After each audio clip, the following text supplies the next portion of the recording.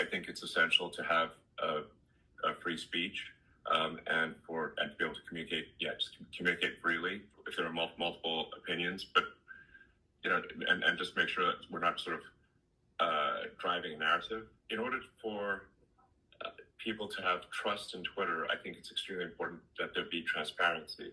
I think Twitter, in terms of like serious issues, can be a lot better in informing people about serious issues. How many times have the media gotten it right? Well, I would say almost never. Not never, but almost never. Can we talk briefly about your political views? Well, my political views, I think, are moderate. I'm in favor of moderate politics, but allowing people who have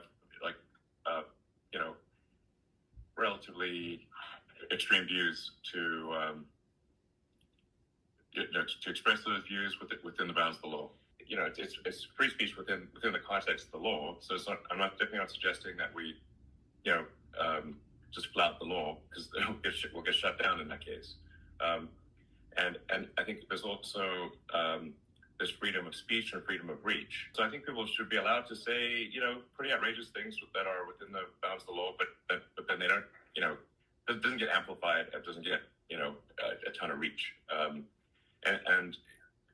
I think an important goal for Twitter would be to try to include as much of the country, as much of the world as possible. So the things that I've said about Twitter, I think need to happen in order for it to be, to really go to the next level. I mean, I think the potential is there for Twitter to have be accessible to an order of magnitude more people. Let's say the far left 10% and far right 10% were equally upset on Twitter, then that would probably be a good outcome. The standard is much more than not offending people. The standard should be that they're very entertained and informed.